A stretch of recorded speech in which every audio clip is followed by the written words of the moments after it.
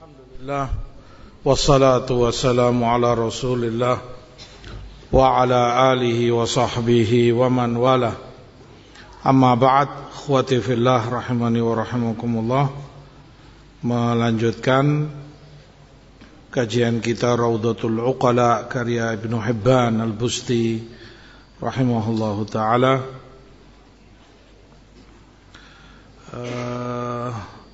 Ada beberapa perkara yang banyak membantu seorang hamba untuk bersabar saat menghadapi cobaan berat, saat mendapat musibah dan semisalnya. Yang pertama, untuk dia ingat dan dia sadari bahwa itu yang terjadi padanya sesuatu yang diridhoi oleh Allah untuknya, sesuatu yang Allah pilihkan untuknya. Maka kesempurnaan ubudiyah, kesempurnaan peribadatan kepada Allah menuntut seorang hamba untuk menerima dan ridho apa yang diridhoi oleh Robnya. Yang kedua,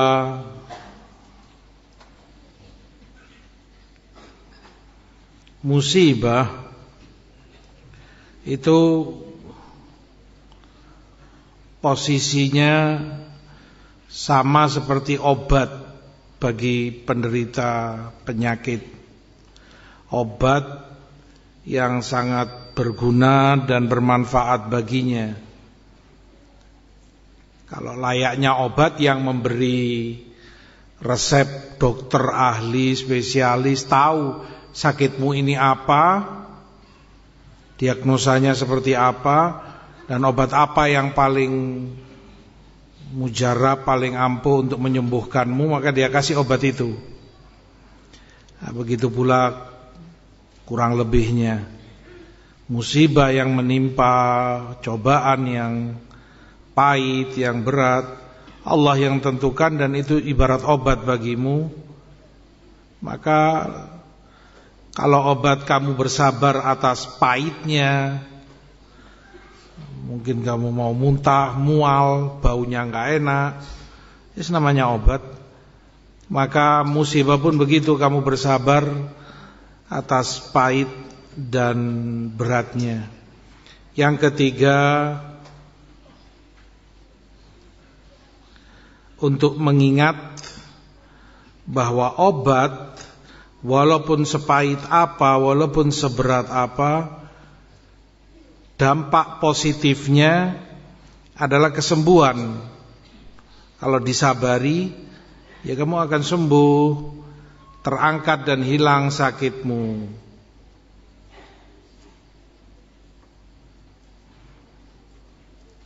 Dan itu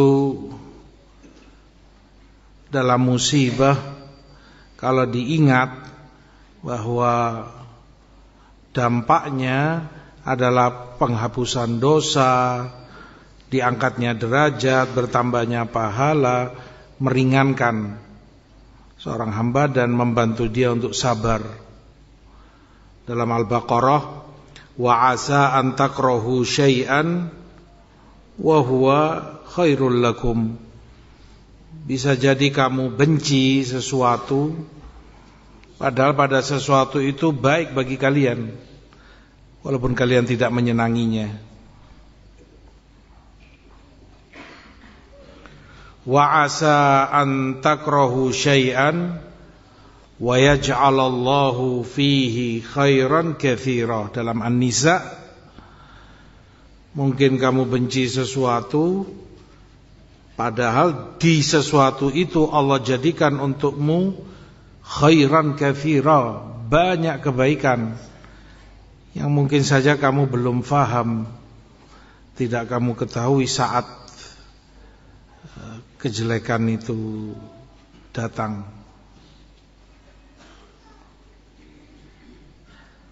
Yang keempat,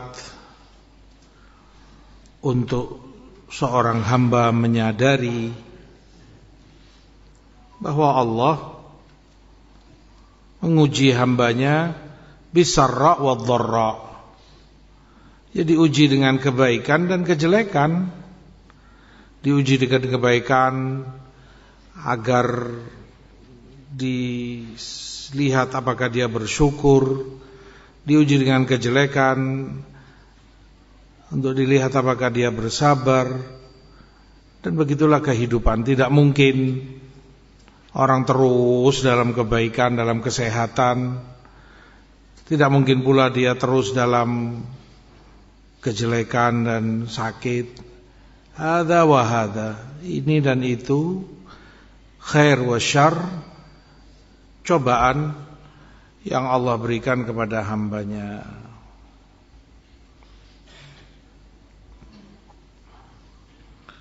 Yang kelima,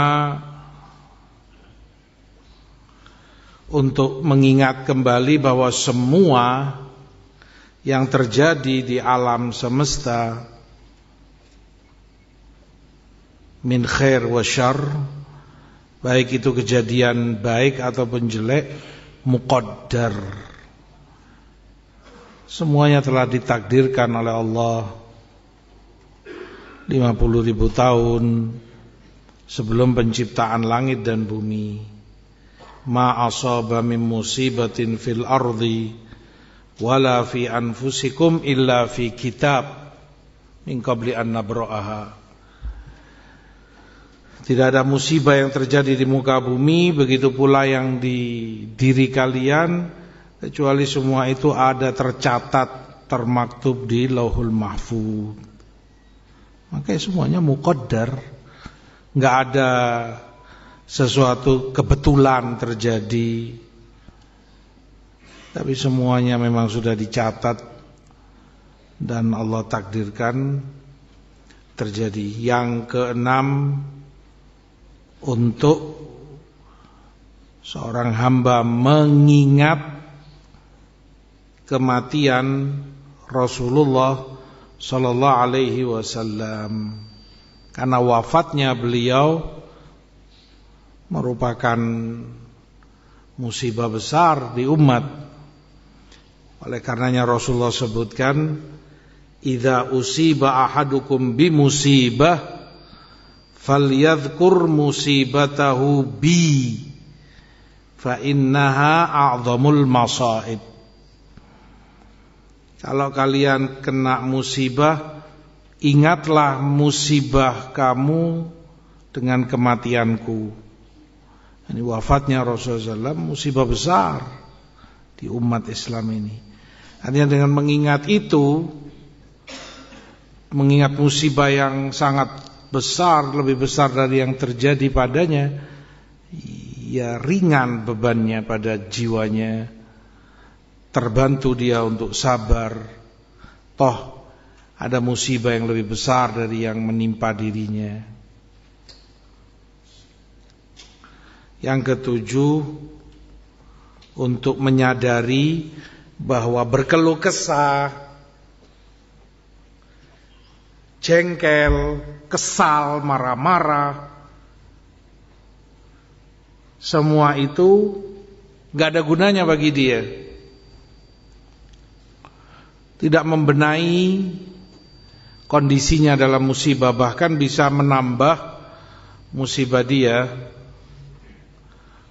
Apapun itu, kalau itu kematian misalnya, ya gak akan yang mati itu hidup kembali dengan kamu kesal, marah-marah. Atau itu apalah menimpa hartamu, ya gak akan kembali, gak akan merubah kekesalanmu, kejengkelanmu. Mungkin orang sampai naudzubillah mengumpat atau teriak atau apalah, merusak barang. Toh itu tidak akan merubah kondisi, tidak akan membenahi. Maka minas safah, minal jahl, termasuk dari bentuk kejahilan, orang lakukan sesuatu yang itu enggak ada gunanya bagi dia, enggak membenahi atau tidak mengembalikan apa yang hilang dari dia, ngapain terus kamu lakukan?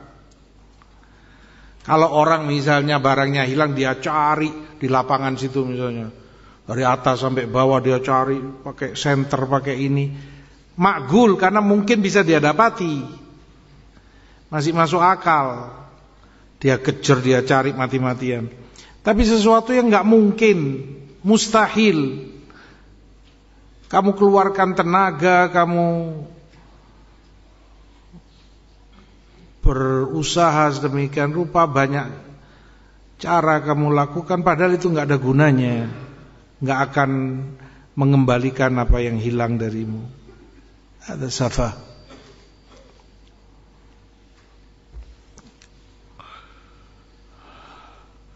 Yang ke-8 kata Ibnul Qayyim, untuk melihat orang yang musibahnya lebih berat dari dia, dan dengan itu dia akan banyak bersabar. Dan masih banyak yang lebih berat. Ya kalau penyakit, tinggal kamu ke rumah sakit aja, lihat itu yang di rumah sakit, nasallallahu al-afiyah, yang itu stroke, yang itu nggak bisa bangun, itu koma entah berapa hari di ICU, yang ini sedang operasi antara hidup mati. Berapa banyak orang? Ya Allah, kita paling diuji sakit, apalah, sakit perut, sakit ini, sakit itu, yang jauh lebih parah dari kita banyak. Artinya dengan itu orang akan sadar dan ringan beban musibah itu bagi dia saat melihat yang lebih berat darinya. Yang ke-9 kata Ibnul Qayyim, untuk seorang hamba itu ingat bahwa dia milik Allah, dan kembali kepadanya di yaumul akhir kelak. Karena dia milik Allah, ya Allah lakukan apapun yang Allah kehendaki pada kekuasaan dan miliknya, dan tidak akan ada yang bisa komplain. Hamba, makhluk ini semua milik Allah dan dibawa kekuasaannya. Apapun yang Allah lakukan, kehendak Allah. Kita sebagai manusia, sebagai hamba, wajib untuk bersabar dan menerima, kalau itu disadari betul. Makanya itu yang diucapkan dalam istirja, inna lillah, kita milik Allah, wa inna ilaihi raji'un, dan kita pula kepadanya akan dikembalikan. Ya milik Allah. Ucapan itu bukan sekedar ucapan, harus difahami betul. Kalau kamu milik Allah, ya terserah Allah mau lakukan apa padamu.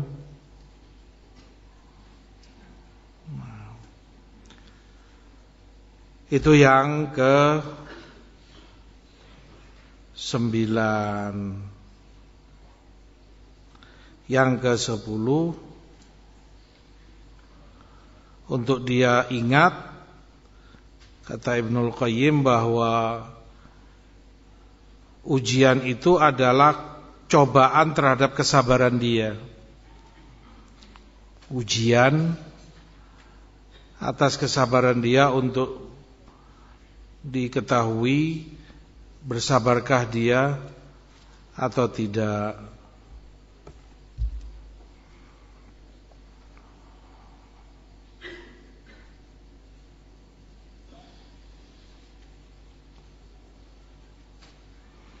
Yang ke-11, untuk mengingat pahitnya dunia dan manisnya akhirat. Kata Ibnul Qayyim, pahitnya dunia itu merupakan manisnya akhirat. Yang kamu rasakan pahit, berat, gak enak, di dunia itu merupakan kelezatan dan kenikmatan akhirat. Sebaliknya, manisnya dunia, kenikmatannya yang kamu senangi, kamu kejar, kamu maukan, itu merupakan pahitnya akhirat. Artinya itu akan berdampak pahit, akan menjadi malapetaka, na'udzubillah, di akhirat kelak.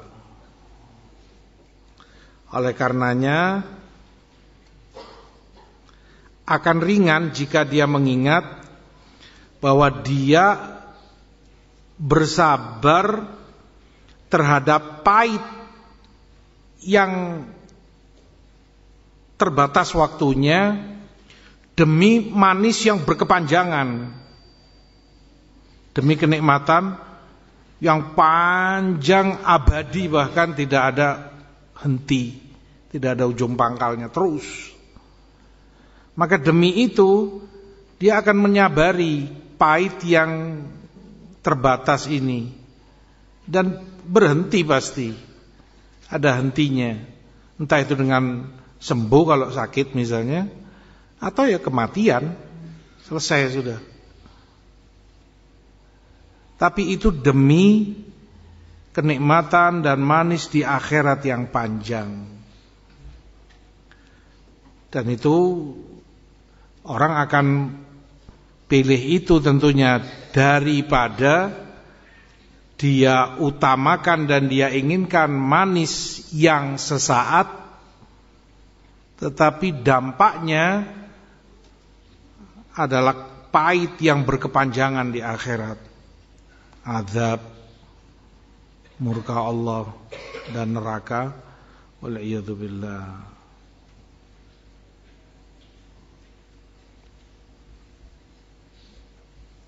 Yang ke-12,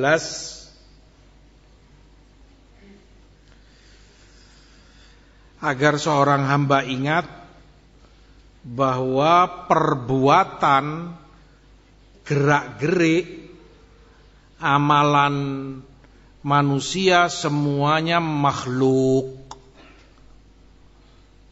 terciptakan, diciptakan oleh Allah. Wallahu khalaqakum wa ma ta'malun. Allah ciptakan kamu dan seluruh yang kamu lakukan.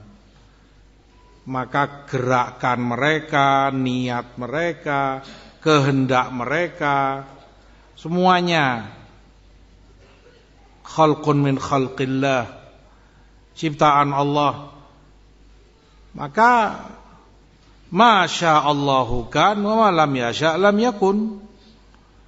Kalau Allah kehendaki itu yang akan terjadi dan pasti terjadi. Yang tidak Allah kehendaki tidak akan terjadi.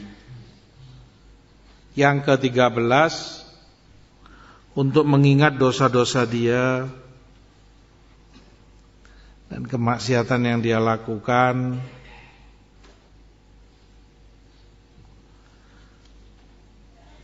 Ma asabakum min musibatin fabima kasabat aydikum wa ya'fu an katsir. Tidak ada musibah yang menimpamu kecuali itu akibat ulah tanganmu sendiri, dan masih banyak yang Allah ampuni. Musibah itu dampak.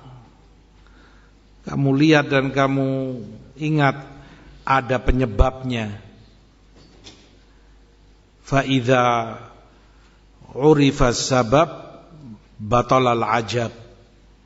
Kalau kamu sudah tahu sebabnya, kamu gak akan heran, kamu gak akan kaget. Wajar itu terjadi. Sebabnya ya dosa kita sendiri. Banyaknya dzunub wal ma'asi, nasallallahu al-afiyah, menuntut dirinya untuk banyak bertobat, bersabar, karena ulah dia sendiri.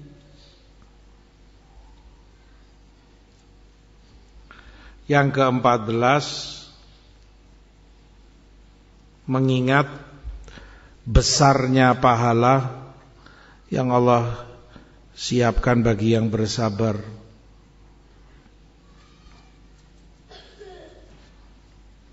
Innama yuwaffas sabiruna ajrahum bighairi hisab. Orang yang sabar disempurnakan pahala baginya tanpa hitungan. Dalam Asyura, wa jazaa'u sayyi'atin sayyi'atun mithluha faman 'afa wa aslaha fa ajruhu 'ala Allah innahu la yuhibbudz zalimin. Balasan kejelekan adalah kejelekan yang sama, setimpal. Tapi yang memaafkan dan dia membenahi, maafnya adalah pembenahan, pahalanya di sisi Allah. Allah janjikan. Dan Allah tidak cinta orang-orang yang zalim. Di riwayat disebutkan di akhirat saat umat manusia semua dikumpulkan, saat hisab ada penyeru menyeru mengatakan,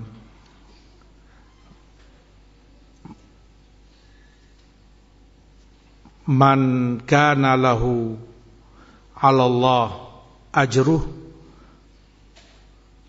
falyaqum. Barang siapa yang punya janji dari Allah, pahala besar baginya, maju di hadapan umat manusia semua. Bagi yang punya janji dari Allah, yakni Allah janjikan untuknya pahala yang sangat besar, maju. Maka tidak ada yang maju satupun. Tidak ada satupun yang maju kecuali orang-orang yang memaafkan. Faman 'afa wa aslaha fa ajruhu 'ala Allah. Hanya mereka yang maju,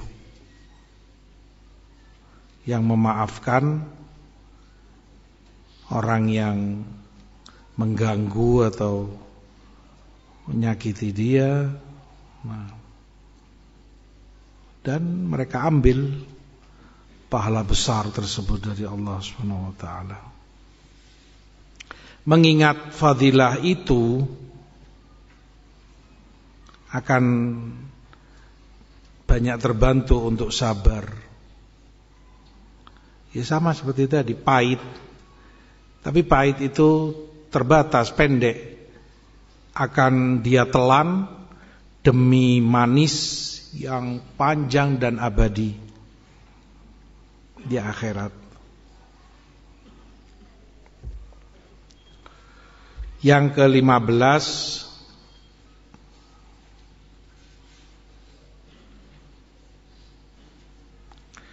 untuk mengingat,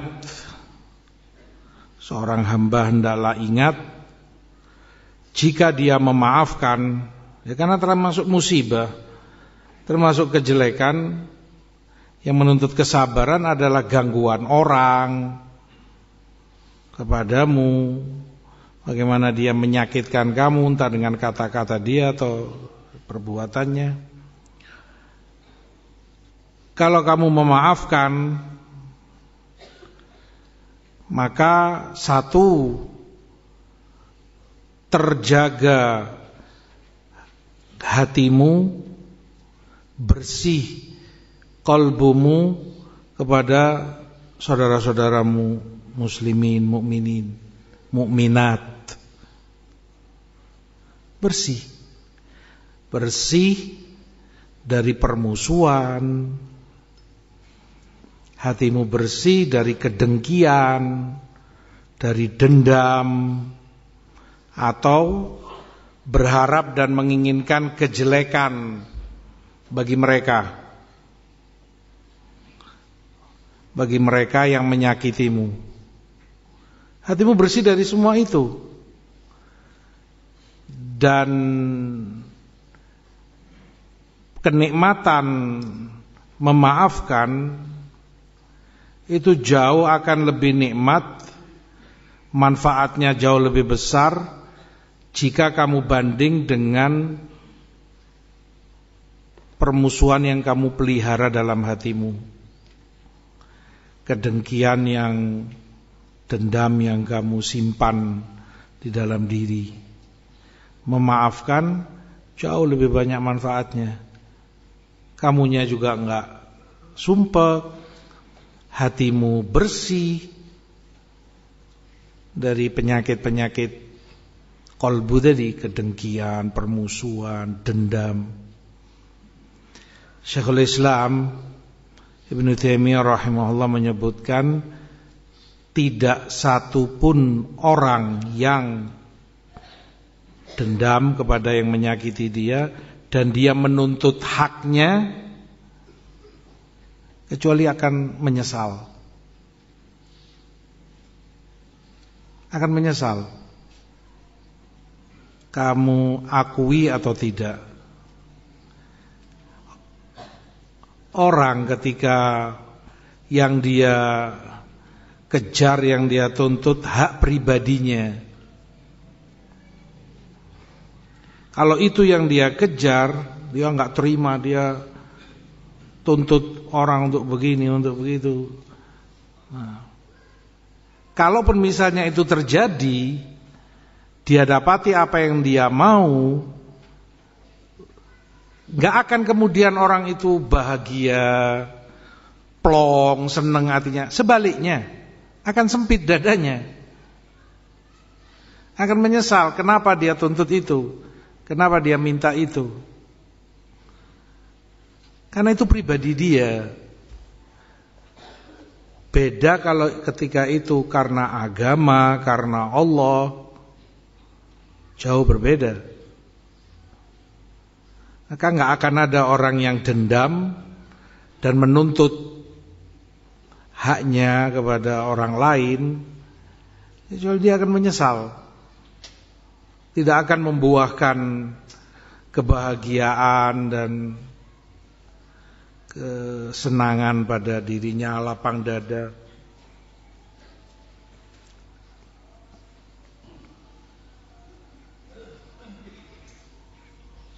Makanya tersirat makna itu di dalam hadis, wa ma zadallahu 'abdan bi'afwin illa izza. Perhatikan. Dan Allah tidak akan menambah hambanya dengan memaafkan kecuali izz, kemuliaan. Kamu menjadi semakin mulia. Dan dampak kemuliaan ya kamu lapang dada, namanya mulia. Kamu jadi orang yang disegani, dimuliakan, kamu dihormati, kamu senang, bahagia. Kapan? Dengan memaafkan, bukan dendam menuntut. Wa ma zadallahu 'abdan bi'afwin illa izza. Kemuliaan dengan memaafkan. Orang kan maunya manusia, dia merasa mulia kalau bisa dendam terlampiaskan. Kapok kamu, rasakan puas aku. Sekarang kamu rasakan apa yang dia inginkan itu kan, kemuliaan untuk dirinya. Tapi sebaliknya yang terjadi kalau dia dendam seperti itu. Kemuliaan ada pada pemaafkan, ada pada memaafkan. Wa ma zadallahu 'abdan bi'afwin illa izza. Yang ke-17 dan sangat penting, annal jazaa min jinsil amal. Balasan itu serupa dengan amalanmu. Balasan serupa dengan perbuatanmu. Kalau kamu memaafkan, mengampuni, maka Allah akan ampuni dosa-dosamu. Wallahu akramul akramin.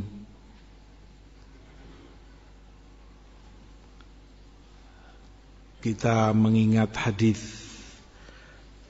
seorang yang Rasulullah katakan dia baik, sering membantu orang, memberi hutang kepada orang yang butuh, ya kasih pinjaman ke fulan-fulan. Nanti di akhir bulan jatuh tempo, dia suruh pegawainya, kamu datangi ini nama fulan-fulan yang jatuh tempo, kamu keliling. Lalu dia wasiatkan, kalau yang kamu datangi dalam keadaan musir, dalam keadaan dia mampu dan ada uang, ya ambil, itu hak kita. Kamu ambil utangnya. Tapi kalau kamu datangi dia dalam keadaan mu'sir, dia masih kesulitan, dia masih taab, masih susah hidupnya, lewati. Yang dia maksud lewati itu coret dari bukumu, anggap dia enggak hutang. Anggap dia enggak ada hutang sama kita. Fatajawaz anhu, dia bilang dalam hadis. Maka kemudian Rasulullah katakan, fatajawazallahu anhu. Maka Allah pun melewati dia, tidak menganggap dosa-dosanya di akhirat. Dilewati oleh Allah. Dia pun juga punya catatan kan nama manusia. Ada catatan-catatan dosa dia melakukan ini, mengucapkan itu. Bani Adam. Allah akramul akramin, Allah balas dengan yang jauh lebih besar. Dan siapa orangnya yang enggak punya dosa? Hamba mana yang bebas dari catatan maksiat? Dan masing-masing, semua kita berharap itu terhapus, ya kan? Kita enggak menginginkan itu dituntut di akhirat kelak, naudzubillah, memberatkan timbangan kejelekan kita. Kita ingin itu dilewati, dihapus. Maka maafkanlah orang yang menyakitimu, yang mengganggumu. Itu amalanmu, balasannya serupa. Dosamu juga akan dilewati, diampuni oleh Allah Subhanahu wa taala. Dengan mengingat itu ringan. Akan ringan bagimu. Dan kamu akan lebih kuat untuk menyabari.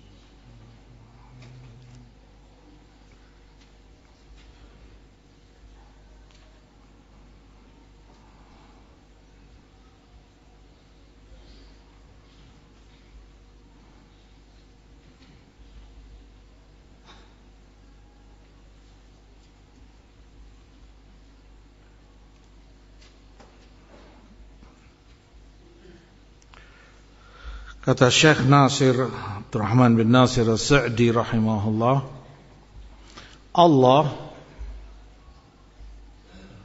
memerintahkan Rasulnya untuk bersabar, menyabari gangguan mukadzibin, al-mu'anidin, yang mendustakan, yang menentang dakwah beliau begitu banyak.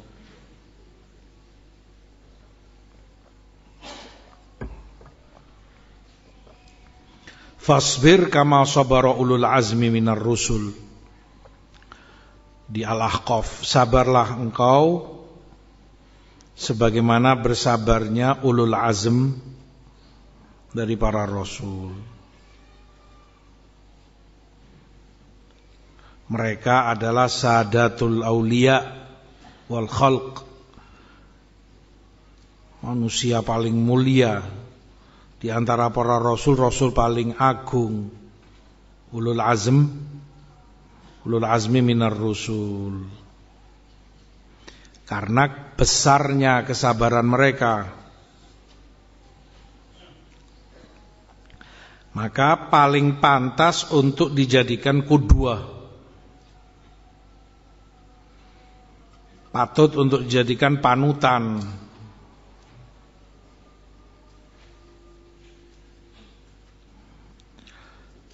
Nabi Ayub alaihi salam yudrabu bihil mathal fi sabr, sampai dijadikan pilar dan permisalan dalam kesabarannya, sehingga orang Arab mengatakan itu jadi semacam pepatah atau makalah mereka. Kalau ada orang sakit atau apalah yang dapat musibah, mereka akan katakan hadza yabghaluh sabr Ayyub. Ini butuh kesabaran seperti kesabarannya Nabi Ayyub,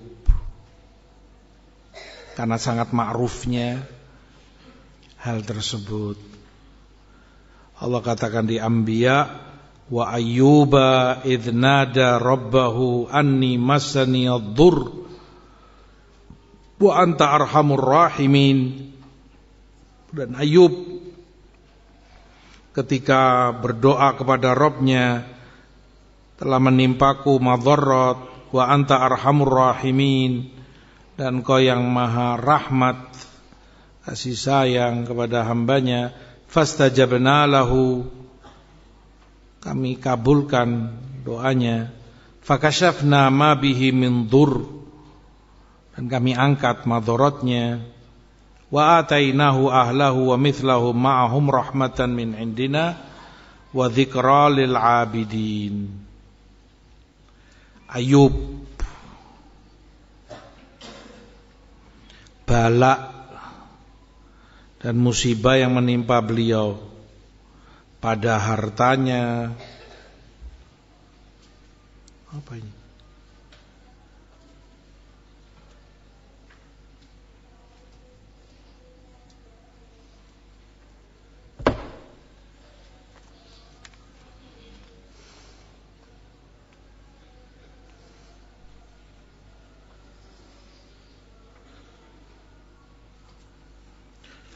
Pada hartanya, pada anaknya, pada jasad beliau sendiri alaihi salam. Karena Ayub alaihi salam disebutkan punya cukup banyak ternak, unta, kambing dan yang lain-lainnya. Begitu pula kebun, tanaman banyak, anak beliau pun banyak sekali alaihi salam, dan tempat tinggal yang cukup bagus. Al-muhim, Allah uji, ibtila dari Allah Subhanahu wa taala. Bahkan disebutkan habis semua itu tanpa sisa. Hartanya tidak tersisa satu pun, semua ternaknya mati, anaknya semua meninggal, tempat tinggal ini itu semuanya hancur,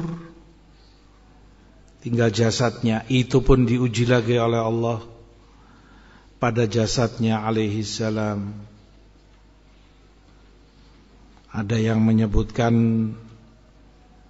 nasallallahu al-afiyah, beliau terkena judam, semacam penyakit kusta pada tubuhnya, sehingga disebutkan tidak ada yang selamat utuh dari jasadnya kecuali qalbu, jantung beliau, dan lisannya. Hanya itu yang tersisa utuh, tidak terkena judam tersebut. Bahkan ya lisan, karena dengan itu beliau berzikir kepada Allah. Dalam kondisi seperti itu orang risih untuk dekat dengan beliau, orang merasa jijik dan menjauh darinya, sehingga beliau minggir jauh di luar kota, tidak tidak ada yang mendekat kepada beliau kecuali istrinya yang masih perhatian, masih sayang, ya mengurusi beliau apanya lah segala sesuatunya, makannya, ininya. Ala kulli hal, beliau bersabar atas segala ibtila yang Allah berikan. Makanya Allah jadikan permisalan, wa Ayyub idnada rabbahu anni masaniyaddur wa anta arhamur rahimin. Beliau berdoa memohon rahmat dari Allah Rabbnya subhanahu wa ta'ala, dan Allah jawab permintaan beliau tersebut. Nabi Ibrahim pun demikian, dan ma'ruf kesabarannya hingga diperintah menyembelih Ismail pun beliau lakukan, sampai kemudian Allah ganti dengan domba. Ismail sendiri juga dikenal dengan kesabarannya,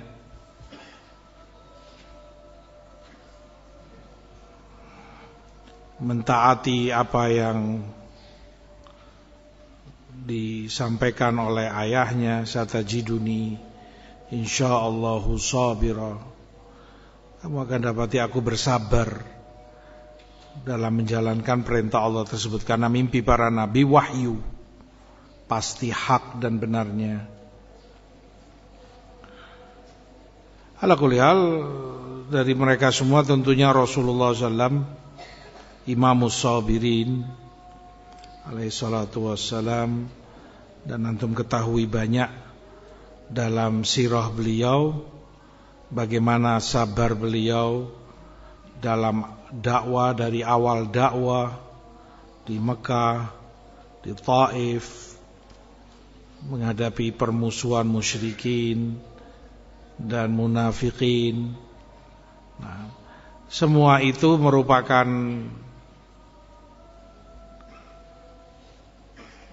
cobaan, toladan bagi mukminin untuk mencontoh mereka. Kalau itu para mursalin, para anbiya alaihimus salatu wassalam, begitu pula setelah mereka dari para sahabatnya radhiyallahu anhum. Antum tahu kisah Alu Yasir, Ammar, Yasir, ibunya Sumayyah radhiyallahu anhum, ya karena imannya. Rasulullah SAW ketika mendapati Bani Makhzum menyiksa mereka habis-habisan, Rasulullah sampaikan kepada mereka, sabron ya ala Yasir fa inna mau'idakumul jannah, sabarlah kalian wahai keluarga Yasir, karena janji kalian adalah surga kelak di akhirat. Dan bersabar beliau. Terlalu jauh dari kita, itu nyawa urusannya, fisik disakiti. Nah, antum tahu pula kisah Bilal dan ma'ruf kisahnya, bagaimana beliau disiksa, diazab oleh musyrikin dan tetap mempertahankan imannya. Banyak dari para sahabat kisah-kisah mereka.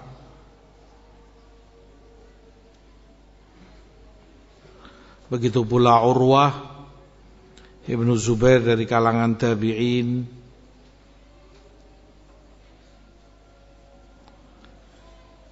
Hingga disebutkan diputus kaki beliau, mungkin semacam amputasi begitu. Ya, karena penyakit atau ini yang menimpa beliau. Dan beliau bersabar atas itu. Imam Ahmad Ibn Hanbal ma'ruf kisahnya, bagaimana kesabaran beliau mempertahankan akidah Quran ghairu makhluk, kalamullah ghairu makhluk, dan derita tentunya, penjara, siksa, cambuk. Nah, yang karenanya beliau meninggal juga, dampak luka berkepanjangan di pinggul beliau. Dan itu bukan waktu yang sebentar, 3 dekade. Dari zamannya Ma'mun sampai Al-Mutawakkil 'ala Allah baru beliau dibebaskan, dikeluarkan. Rahmatullahi alaih.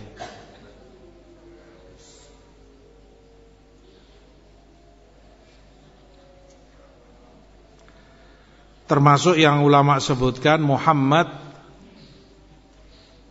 Ibn Ahmad Ar-Ramli rahimahullah. Imam Muhammad Ibnu Ahmad Ar-Ramli, Imam Qudwah Abu Bakar Muhammad Ibn Ahmad Ar-Ramli, atau dikenal di kalangan ulama dengan Ibnu Nabulsi. Ibnu Nabulsi atau Nabilsi, dikenal dengan gelar itu, rahimahullah. Disebutkan dalam biografi beliau bahwa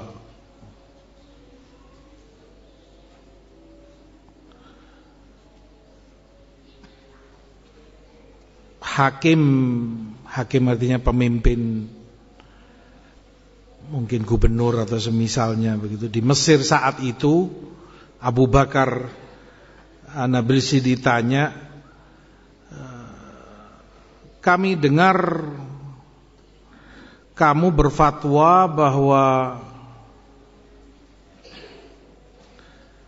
kalau orang punya 10, tersisa baginya 10 anak panah, maka cukup 1 yang dia gunakan untuk membidik orang Romawi, kufar, sementara yang 9 ke kami. Dan Mesir saat itu dikuasai oleh Batiniyah, Rafidhah, Khabithah. 9 sisanya diarahkan ke kami. Betul seperti itu fatwamu? Kata Imam Ad-Nabulsi rahimahullah, dulu aku pernah berkata demikian, betul. 1 diarahkan ke Romawi, 9 diarahkan ke kalian. Tapi hari ini aku katakan kalau orang punya 10 anak panah, ke 10-10-nya hendaknya diarahkan ke kalian semua. Karena kalian merubah agama Allah, merusak akidah dan agama umat. Kalian bunuh orang-orang soleh, dan kalian bahkan mengaku mendapat cahaya ilahi. Al-muhim, sampai diputuskan oleh mereka untuk dieksekusi mati, tapi dengan cara dimutilasi. Dan subhanallah, kejamnya Rafidhah Batiniyah, qatalahumullah alaihim minallah ma yastahiqun. Sengaja dipilih orang Yahudi, karena Yahudi kan permusuhannya luar biasa kepada Muslim, kebencian, kedengkiannya. Tukang jagalnya atau tukang yang nyiksa, mereka pilih orang Yahudi. Ya, disayat-sayat, sampai disebutkan si Yahudi sendiri iba, dia manusia mungkin. Hatinya enggak tega ngelihat imam ini tersiksa sedemikian rupa, sedikit demi sedikit. Kalau cepat mati kan selesai sudah. Tapi tidak, mereka nggak mau disiksa sedemikian rupa. Maka si Yahudi sengaja tanpa mereka lihat, pisau itu tepat diarahkan ke jantung beliau dan ditusukkan. Maunya dia baik, agar cepat mati begitu. Kalau enggak akan tersiksa lama, matinya kapan? Maka si Yahudi ini segera menancapkan pisaunya ke jantungnya dan meninggal. Rahmatullah alaih. Disebutkan sebelum meninggal, ini sebelum beliau menghembuskan nafasnya yang terakhir, didengar beliau masih mengucapkan, membaca ayat kana dzalika fil kitabi mastura. Semua itu di kitab, di Lauhul Mahfuz sudah tercatat, termasuk apa yang menimpa beliau. Itu sempat beliau baca sebelum wafatnya. Muhim, qudwah dan toladan bagi kita semua. Kalau a'immah dan para ulama kita sebesar itu kesabarannya, ya paling tidak berusahalah untuk menyerupai. Kalaupun tidak bisa sama, berusahalah. Wa kama yuqal wa tashabbahu illam takunu mithlahumu inna tashabbuha bil kirami karimu. Menyerupailah, contohlah mereka, serupai.